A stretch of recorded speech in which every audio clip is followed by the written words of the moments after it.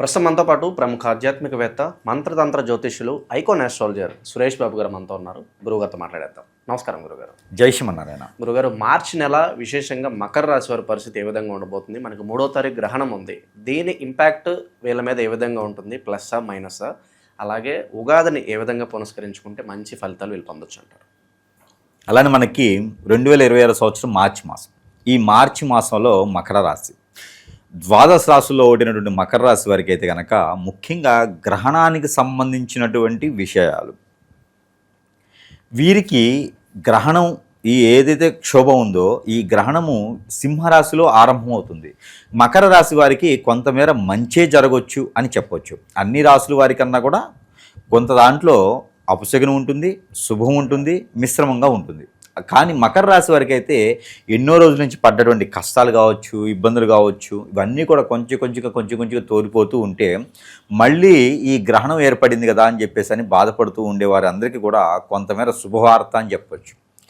ఈ గ్రహణం ఆరంభంలో 3వ తారీఖు వస్తుంది కాబట్టి, అంటే మాస ఆరంభంలో 3వ తారీఖు వస్తుంది కాబట్టి గ్రహణానికి సంబంధించినటువంటి శోభ వల్ల వీరికి కొంత ఆరోగ్య సమస్యలు కానీ, స్ట్రెస్ కానీ, ఆలోచన విధానానికి కానీ, ఆర్థికమైనటువంటి ఇబ్బందులు కానీ కొంతమేర తొలగేటువంటి అవకాశాలు అయితే బాగా కనిపిస్తున్నాయి. కాబట్టి ఆ మేర వీరు గ్రహణానికి సంబంధించిన దోషాలకు పరిహారాలు అయితే ఖచ్చితంగా చేసుకోవాలి. ఎందుకంటే మనకి మంచి జరుగుతుంది అన్నప్పుడు దాని దోషాలు అనేది మనం ఖచ్చితంగా తీర్చుకుంటేనే అవుతుంది.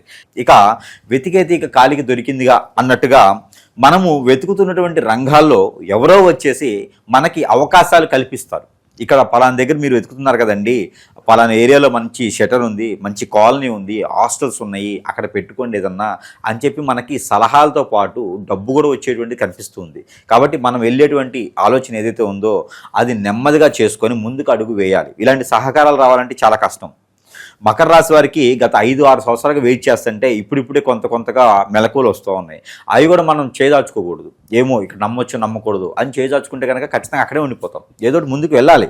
కాబట్టి ముందుకు వెళ్తే చాలా అద్భుతంగా ఉంటుంది. అన్ని రకాల రంగాల్లో కూడా మకర రాశి వారికి అద్భుతంగా ఉంటుంది. కాబట్టి ఆ మేర ప్రయత్నం చేయొచ్చు. ముఖ్యంగా మకర రాశి వారు ప్రయత్నం చేస్తే రాజకీయ రంగం చాలా అద్భుతంగా ఉంటుంది. అలాగా ఈ యొక్క మకర రాశి వారికి ఈ యొక్క మార్చి మాసం అయితే అద్భుతంగానే ఉంటుంది ఏ రంగమైనా. కాబట్టి ఆ రకంగా ముందుకు వెళ్తే కనుక ప్రయత్నం పూర్వకంగా చేసుకుంటే అన్నీ కూడా చాలా బాగుండేటువంటి తరుణం అయితే కనపడుతుంది.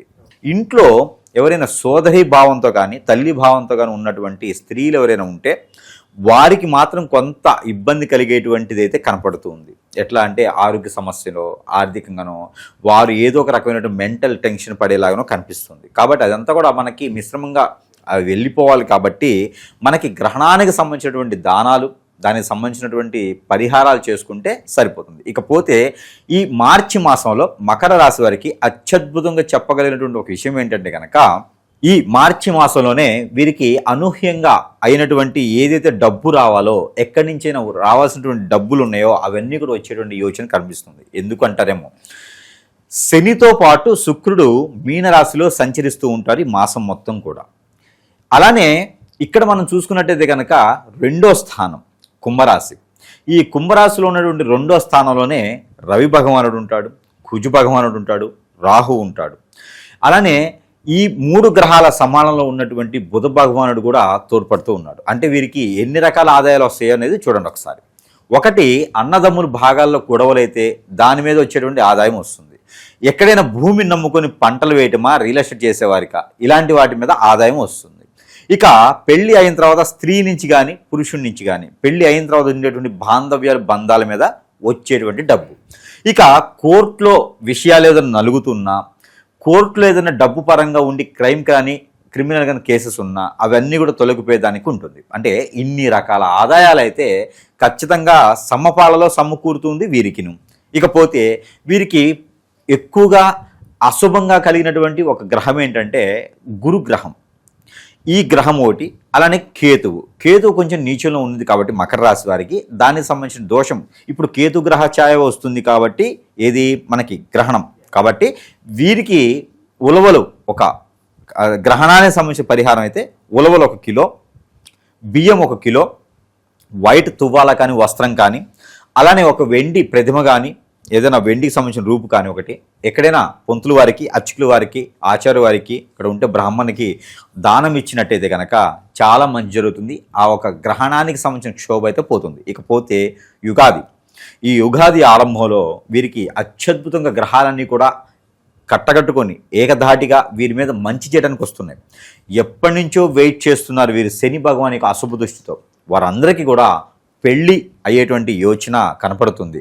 అది అయితే పెళ్ళి మాత్రం జూన్ వరకు ఆగాలి. మకర రాశి వారు జూన్ వరకు ఆగితే మంచి తరుణం అయితే వస్తుంది.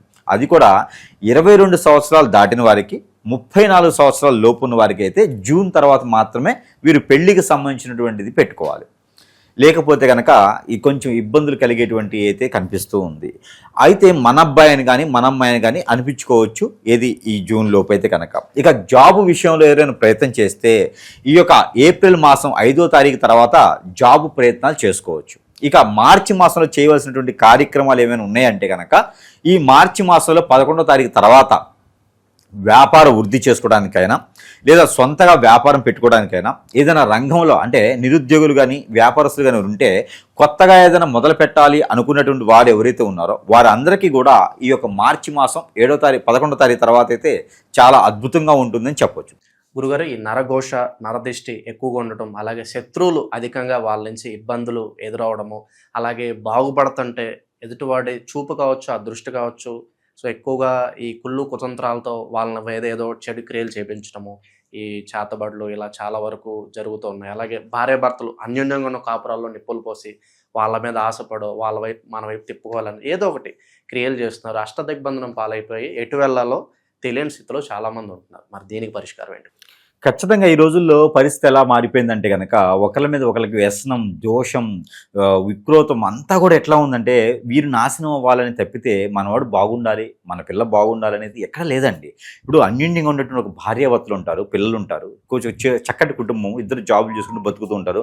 వీరి మీద వేరే వారికి కన్నేయటం, వ్యసనం, ఇవన్నీ కూడా ఏంటంటే ఎందుకు చెప్తున్నా అంటే జాతకాల్లో ఉండవు.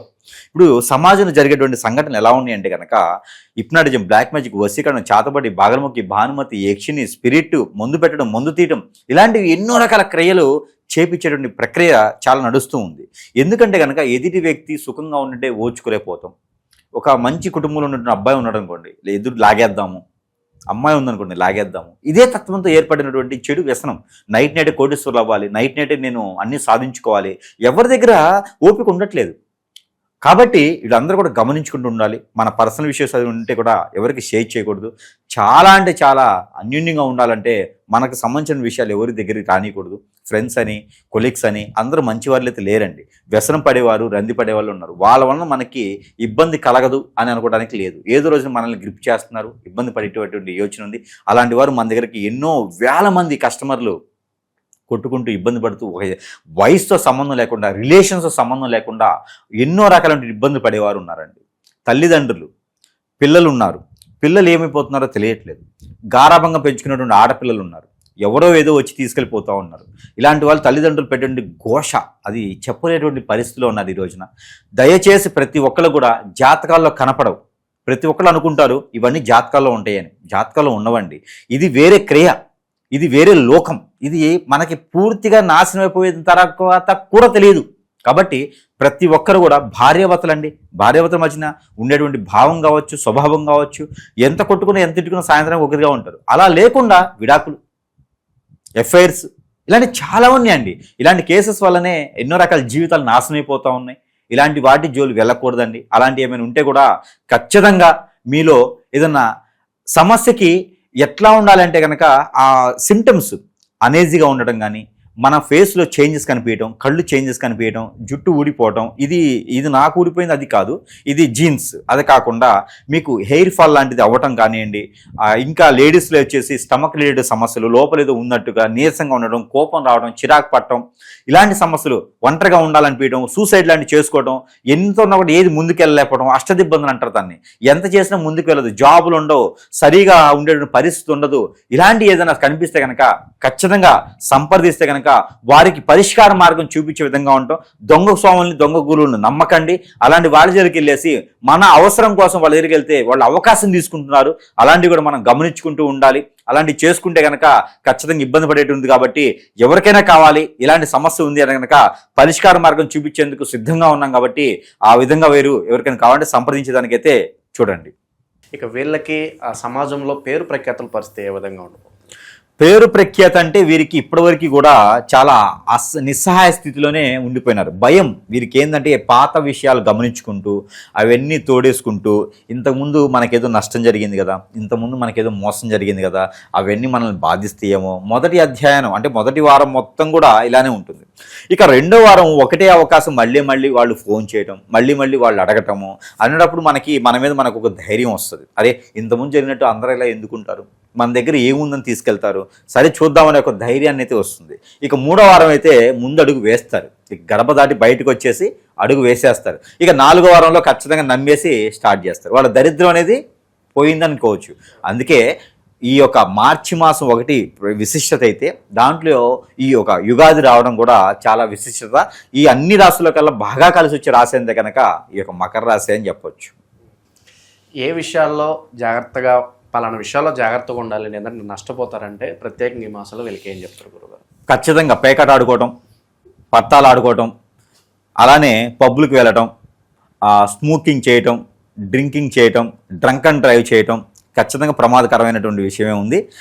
చిన్నవాళ్ళైనా పెద్దవారైనా సరే బైక్ నడిపేప్పుడు, కారు నడిపేప్పుడు అయినా పక్కకి వెళ్ళి చూడటం, ఫోన్లు మాట్లాడుకోవడం, అశ్రద్ధగా ఉండటం ఇలాంటివి చేస్తే మాత్రం ఖచ్చితంగా ప్రమాద శాస్తు మార్చి మాసం అయితే ప్రమాదం అయితే ఉన్నదని చెప్పొచ్చు. ఎందుకంటే నిన్ను చెప్పిన తర్వాత మరి వాళ్ళు జాగ్రత్త లేకపోతే గండం కూడా తప్పదు ఉన్నది. కాబట్టి చాలా మెలకువగా ఉండాలి, ఎవరితో గొడవ పెట్టుకోకుండా ఉండాలి. అట్లా అయితేనే వీరు అనుకున్నది సాధించుకునే దానికైతే ఉంటుంది. తెలివితో ఆలోచించాలి, బుర్రతో. గురుగారు మరి ఈ నెల విశేషంగా వీళ్ళకి కలిసి రావాలంటే ఎలాంటి పరిహారాలు వీళ్ళకి బాగుంటాయి అంటారు?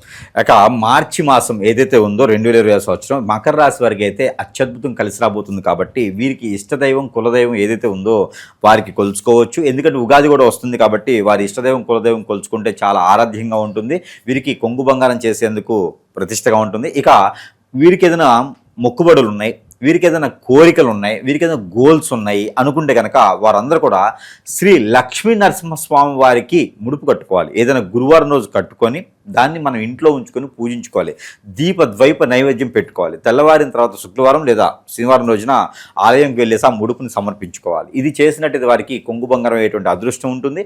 వారి మీద ఎలాంటి ఇబ్బందులు లేకుండా నరదిష్టి నరఘోష లాంటివి లేకుండా కూడా ఉంటుంది. కాబట్టి ఇలాంటి చిన్న పరిహారాలు చేసుకొని కూడా అదృష్టవంతులు అవ్వచ్చు. ఓవరాల్గా ఈ రాశి వాళ్ళకి ఈ మాసం ఎలా ఉండబోతుందో మంచి విశ్లేషణ అందించారు. ధన్యవాదాలు.